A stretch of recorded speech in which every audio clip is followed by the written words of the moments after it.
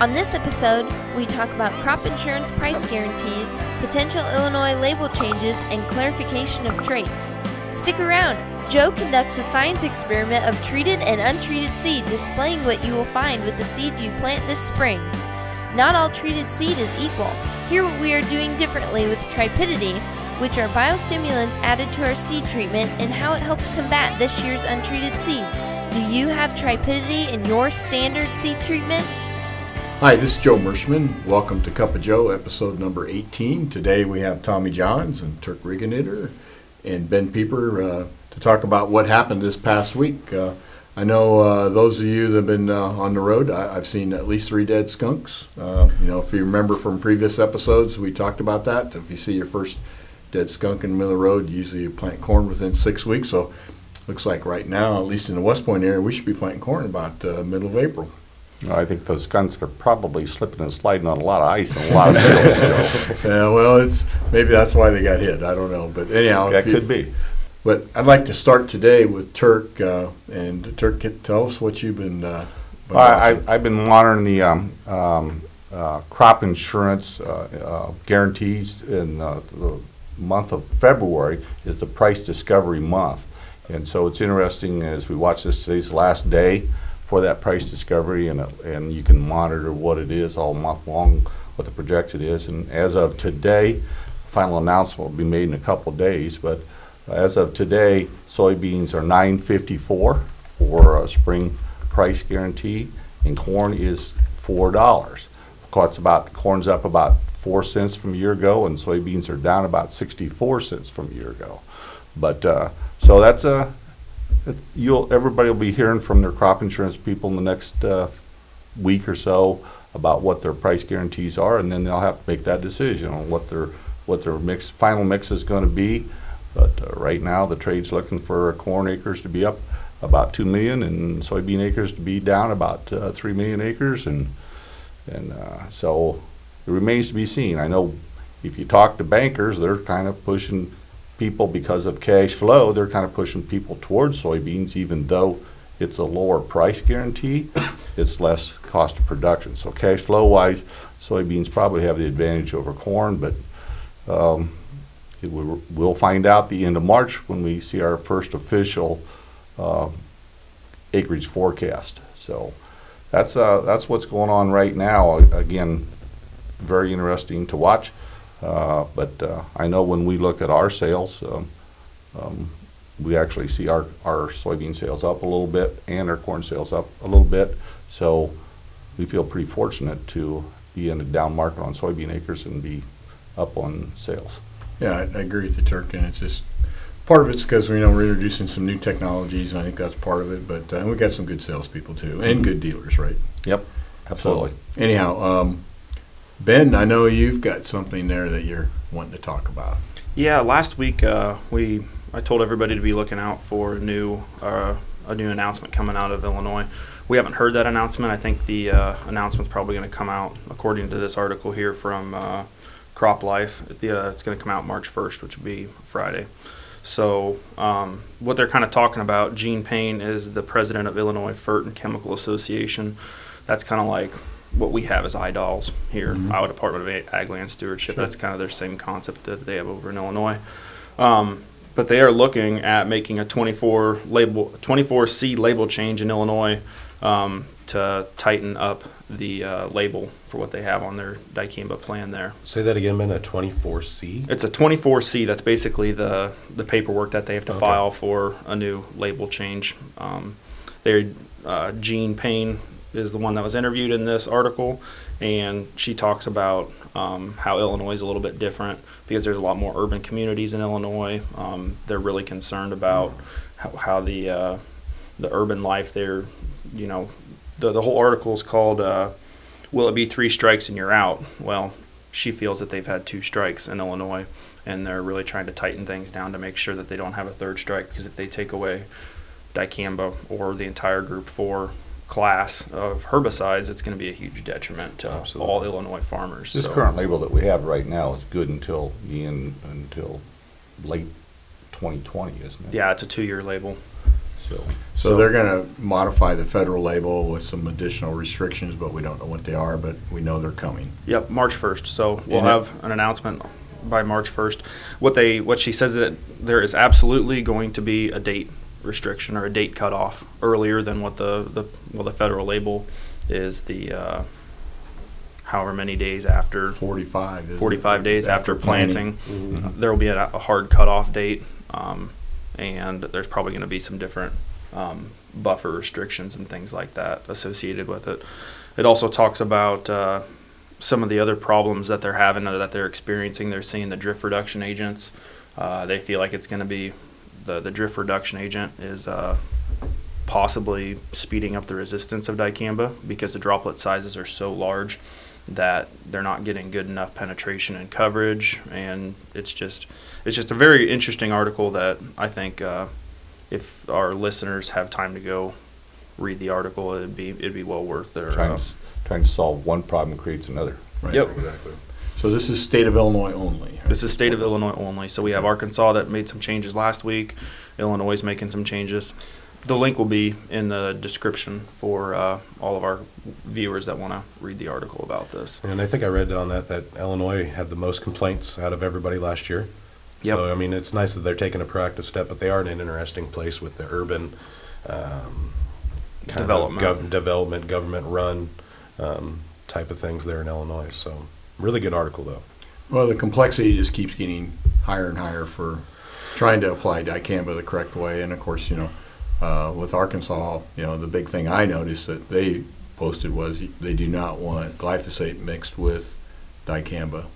So, in other words, they want that as sprayed straight dicamba because of less potential for volatility. So it really takes away some of the options and some of the cost effectiveness of the dicamba system when you keep getting more restrictions. And obviously we think we have a couple better choices, and that probably leads me to talk to Tommy about the choices.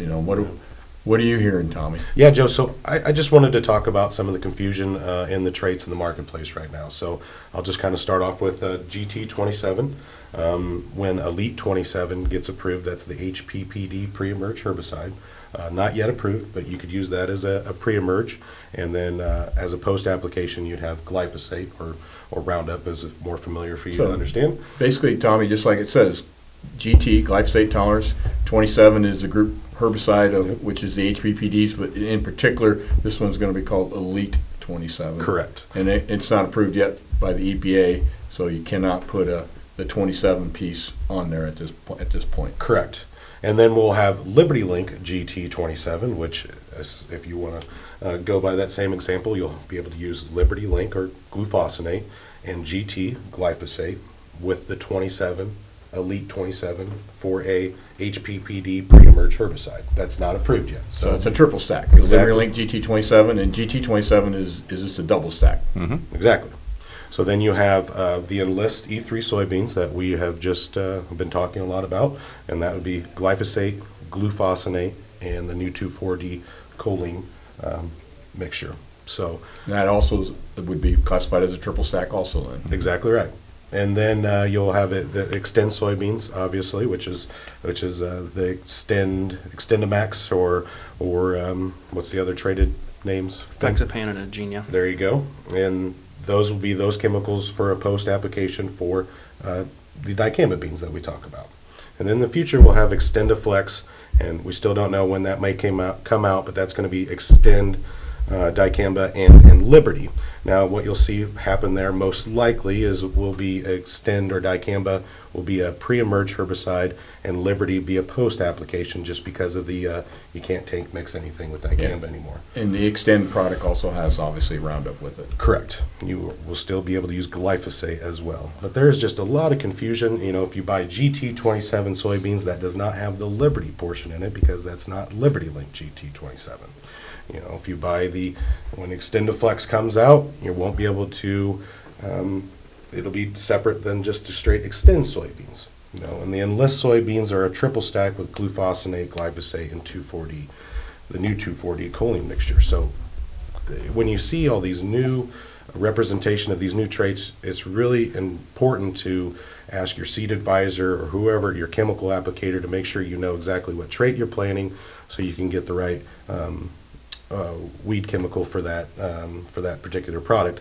Now, what we're really starting to see with the Enlist side of things, Joe, is, you know, where Pursuit and Roundup, when those first couple years where there was just a large users of Pursuit, and then when Roundup came out, Roundup Ready 1s, there was a large switch over. Yeah, it was back in the early to mid 90s. Right. Mm-hmm.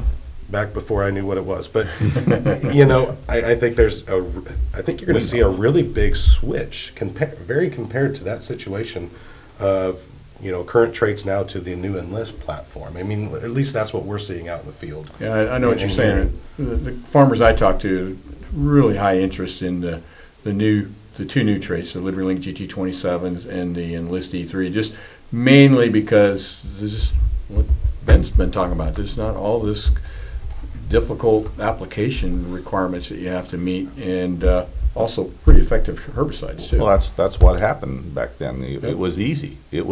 That's why everybody switched, because it was easy and it was effective. Yep. And so everybody wants more time at home. They don't like spraying all summer long and walking fields and looking at fields. Just let's go back to easy. Yeah, you're right. 96, 97, well, actually 97, 98. I remember it very well, because that was the year that basically Roundup Ready 1 soybeans took off, and farmers only asked two questions to us. He said, number one, do you have Roundup Ready soybeans? And number two, how many can I get? Yep. And what you're saying, Tommy, is the interest maybe not quite that high, but Enlist E3, the interest is pretty close to that. Right. And I think what's really driving some of that is, you know, the Extend system is something that we definitely need all these tools in our toolbox moving forward, but the confusion, there's so much confusion behind the Extend idea. You know, does it raise yields? Is it hurting things? You know, what's going on with the secondary movement? There's just too much confusion. And I think like Turk said, what's really going to drive the success of some of these newer traits is ease of use. And maybe dicamba is not the hardest thing to use. It's just so hard to manage. You know, we talked about Kevin Bradley's, I think we talked about that last week. Dr. Kevin Bradley from the University of Missouri said that, you know, they're really starting to play with the pH levels in your soils, and Extend getting, or dicamba getting applied to that as well, and what kind of problems that's posing as far as volatility. I read that article where they think that when you have lower pH soils, you have more volatility with the dicamba application. Makes sense. And then when you start doing those kind of things, I mean, it just opens a whole nother can of confusion and a whole nother side of this whole dicamba thing. So the Extend Flex, Tommy, that's not available in the marketplace right now. When are they looking at that? It's 2021, probably. 2021. So timing for that's going to be about the same time that this current label on Extend, this extended one, is going to expire. And so I would imagine, in my opinion, then dicamba would be a pre-emerge and Liberty would be a post applied. I assume that'll be the case too. Be the opportunity to make sure that it would do that. Unless they change the formulation of the dicamba. Unless we get a different formulation. But you cannot spray, even when they do get that, you still can't mix Extend and Liberty together at all. It's still going to be two applications. With the current formulation of dicamba, correct? Right, yep. So, and that's... And the reason why is because Liberty needs AMS in it, you know, and if you put AMS in with dicamba, it makes it more volatile. Yep. Lowers the pH. So that's a key. It's going to be awful hard to put those two herbicides together and keep dicamba under control. Yep. My biggest worry is as we keep moving forward with all the confusion and maybe misapplications, is the amount of resistance that's going to start building up. And then if we lose dicamba, I mean, how long we've been using this for a burn down for how long, and how important it is for us. Yep. So that's definitely multiple. That's my 2 cents, Joe. So I'm just trying to clear up some of the confusion in the marketplace with Yeah. all these different traits. Make sure you know what you have purchased. Make sure your chemical applicator knows what you have as well, so they can get the right thing sprayed on it. I recommend you sign your field with what trait you have, and, Exactly. and one of the things that merschmanseeds that we're doing this year is we're going to have our signs ready to go. So if guys, as soon as they plant their beans, if they want to put their sign up and what trait they have, you know, let everybody know so that there's hopefully when that applicator guy goes in there, he knows exactly what field he's in. So Yep. that's one way to do it is, be proactive, Sure. sign your fields, let folks know. Yep. And we'll probably talk about that more as we get closer to the signing time, I guess. Yep. Good information, and I know one of the things we had a listener contact us and said, every time you talk about LibertyLink GT27, every time you talk about Enlist E3, every time you talk about Roundup Ready to extend soybeans, tell people what herbicides those represent and those technologies. So if you see us kind of being redundant, we're just doing that because of the fact that I've always heard you got to hear things 7 times before you remember it. Remember when you were a kid, your mom probably had to tell you 7 times to clean your room. So I've heard that before. If it got to the 7th time, I was in big trouble. You was talking about if you watch Ag Talk, and you was talking about there's a lot of confusion about every third conversation is either talking about Enlist beans or why they're priced the way they're priced, or what's the difference between the GT27s and the LL GT27s. There's actually a farmer on there that had gone out and sprayed his uncle's beans because he thought he had LibertyLink GT27 beans, but he actually had GT27 beans, and went through and killed a heck of a lot of beans. And I've talked to some of our competition. There's some Helenas that I've had the opportunity to visit with down in Missouri, and they are just extremely nervous that a lot of these guys don't know what they're going to be planting. The seed guys will sell them something, and it's just not the same old that it used to be, that everybody had Roundup beans or Liberty beans. There's going to be so many more options. And so we Tommy, you're absolutely correct. Yeah, get that sign up. It's probably the best way to be proactive and let the world know what you got in your field, because that also lets folks know if you got a sensitive soybean or a non-sensitive soybean too. Yep. Well, you're going to find my science project here. I brought what you got there, Joe. Yeah, I brought my science project in, and is that Bill Nye is the science guy? No, Papa Joe, the science guy. yeah, there's a story about that too, but we'll tell that another day. But anyhow, this science project is the reality of what's going on as you're in the seed industry when it comes to soybeans.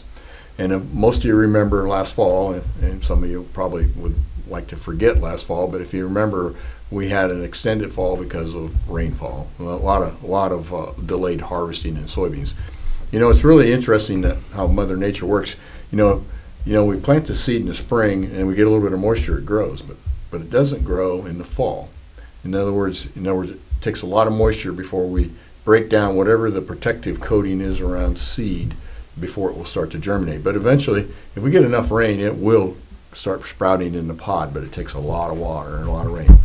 Unfortunately, when we get a lot of rain, what we end up doing is we get a lot of fusarium, pod and stem blight, that builds up around the seed.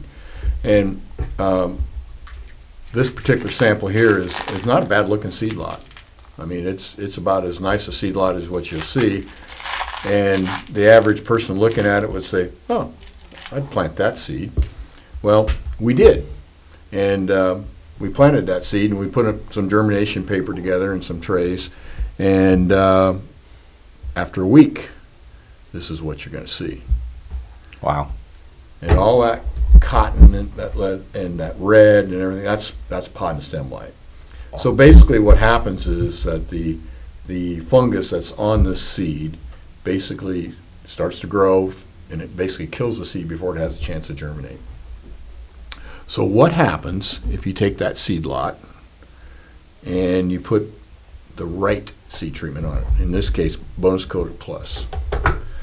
Well, exact same seed, right? Exact same seed. Well, first of all, this is what Bonus Coated Plus looks like.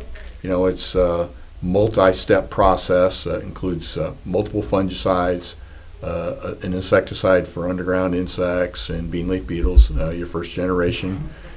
And then it also has 2 biostimulants in it, which are very, very special and to help mitigate stress during the emergence process and also improve uniformity. It's something that almost every company out there does not put on their seed. And that's one of the things when you compare seed treatments, if you're not getting biostimulants, you are not getting the latest and greatest technology on your seed. And this biostimulant is called Tripidity. And this particular product is a very unique product in that it's not biological, but it's actually nutrients and enzymes and hormones and things that the plant needs to mitigate stress. So anyhow, that plus we also put polymers, colorant, and we also put a application of a product that helps the plantability, flowability. Because as you build up the solids around the seed treatment is made up of solids in a suspension, and then it's put around the seed. So if you looked at it under a microscope, it looked like the surface of the moon. There'd be bumps and ups and downs because of the solids sticking to the seed. However, by putting the polymers and putting flowability agents and stuff on it, we smooth that out so the seed flows through your planter with less problems with the seed singulating. But anyhow, so we took the seed. So Joe, that's what you get standard? That's what you get standard for Merschmanseeds. Bonus coated plus. With everything that you just talked about right there. The most sophisticated soybean seed treatment out there. And a lot of people try to copy it, but they can't. I mean, first of all, it costs a ton of money. And we do it, we basically throw that into our seed as part of the package. In other words, you don't have to order air conditioning as an option. It comes standard with our vehicle, okay? So here we are, we have the seed that looks great. We showed you that it's not great. It's got lots of pod and stem blight on it. Then we took the same seed, we treated it with our sophisticated seed treatment. And here's what the same seed looks like. Planted at the same time. Same time, everything exactly the same. Voila. It's like almost like magic. But it's no different than if you have a particular bacterial infection and you take the right antibiotic, boom, it kills it. And that's exactly what we did. So that's why you might say, is this something that we monitor? Yeah, all of our seed is sent into the Iowa State Seed Science Center, one of the top labs in the country for doing germinations. And we do multiple germinations on things. We determine the level of phomopsis. If we can avoid using that seed, obviously we do. But all seed will have some low level of some type of fungal activity on it. And our seed treatment is very effective in basically bleaching that seed, killing that fungus that's on the seed surface and allowing the seed to germinate properly. We also this year were very astute to talk to our growers and find out, what bins were harvested before the rains, which ones were harvested after the rains, and just doing a lot of extra steps to make sure that we're producing the highest quality seed that we possibly can for our customers. And so far, everything that we shipped out of here has been tagged 90%. We have not had to tag down to 85%. And that's taken a lot of effort on our part to identify the seed lots prior to conditioning and cleaning to make sure they're exactly right. But I guess the end of the story is I really want to stress to our customers and potential buyers of Merschmanseeds that we have an intimate relationship with our seed. We do a lot of testing on it. We make sure that you're getting the very, very best seed that we can put in the bag based on the growing conditions that we had last year. And this is just one example of some of the differences that you'll see with our seed treatment. And when we hear this all the time, and my seed's treated. Then we ask the next question, with what? And most farmers don't know exactly what they're getting. They don't know if they're just getting a basic fungicide. They don't know if they're getting a basic fungicide and insecticide. Most of them don't even know what biostimulants are and how important they are. And at the end of the day, the flowability through the planter and all that, there's just a lot of things they don't know. So what we're trying to do is educate our customers about seed treatment, and we're going to do more of that. And so that when you do compare the price of a bag of Merschmanseeds, you understand that we're giving you much more in that bag with our seed treatment. The biostimulants alone can add up to 6 bushels per acre additional yield. So that makes our seed very low cost when you consider that. So this just some of the things I wanted to talk about, and we just wanted to point out that this is what farmers are looking at. If you're planting non-treated seed, I'm sure the seed company you dealt with did the proper testing and everything, but we're just showing you what pod and stem blight looks like and how we manage it and how we make sure that whatever seed you get, it's going to be the highest quality possible. Awesome. Well, anything else to add to the episode today? If not, on behalf of merschmanseeds, thank you for your business, and we'll see you next week. Next week, you definitely want to tune in because we're planning to have John Fell, our weather forecaster, talk about his prediction of spring weather. Now, he doesn't do it with skunks. He does it. He does it through using science and long-range predictions and models. So I think you'll find that real interesting. So we'll see how it compares. Great. Take care.